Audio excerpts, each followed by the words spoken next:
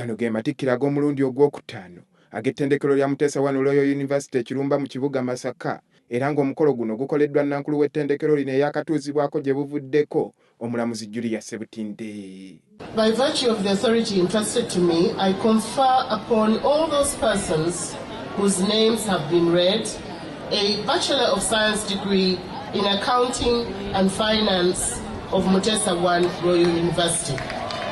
Sebutinde asinzidde ku mukolo guno n'aweera nga bw'atagenda kukkiriza mbeera za bunafu kubeerawo ku ttendekero lino eryakamukwasibwa Ssaabasajja Kabaka.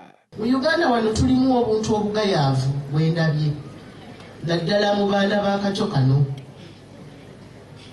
To giving up mangu nnyo ku kintu bw'osanga ng'ebikola tebiriiwo ng'obivaako. Twagala nnyo oluusi okufuna excuses, tetujja kukola kino kuba tetulina kino tetulina kiri. Saagala Muteesa I Royal University kubeera na excuses nnafu bwe zityo. Ono era akubiriza abayizi okukyusa bye bayize, okubijja mu bitabo babiteeke mu nkola, era n'abakuutira okuba abayiiya. Okusoma obusomi ebitabo n'okuyita ebibuuzo tekimala. Olina amagezi ago ate okugakyusaamu gakuyambe mu bulamu obw'ensi eno, amagezi ge mufunye wano. Awo mujja kuba abayizi abasobola okwefunira emirimu so si okunoonya emirimu.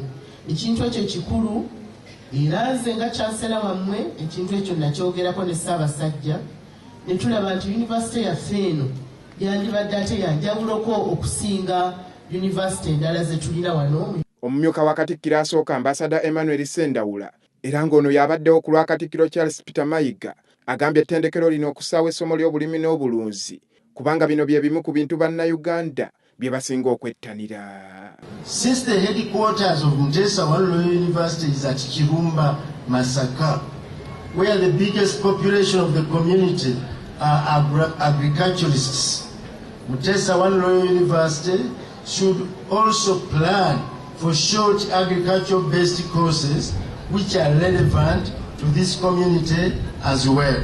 Ngero obuwanguzi bwe bubali basanyu jjereere nga ne wano bwe gubadde mu bayizi ne bazadde baabwe. Mu mutima ndi musanyufu nnyo, njagala okwebaza bakadde bange.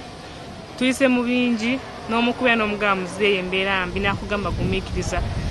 I think if I've not been patient, I don't know that I would have achieved this. Of course kati mpulira bulungi kuba kati ntikiddwa mu kati ngubirira kyamaanyi.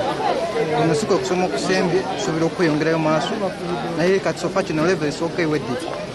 Mpulira bulungi nnyo nga okusoma emisomo sibisanze bubi kuba mbadde nga mu kirasi nfaayo nnyo, tuition simufunyemu buzibu, badde mufulina mu budde, buli kimu nsanyusa nnyo olw'abazadde bange, baganda bange, bannyinaze bonna bansambyeko n'ensoma. I'm so happy n'emikwano gyange kubanga gye ginfudde kyendi. Abakulu bangi okuva mu gavumenti ya wakati ey'Emmengo ko n'abazi disitulikiti ez'enjawulo babaddewo ku mukolo guno. Eggulire lino likusakiddwa Ali Mambule ku lwa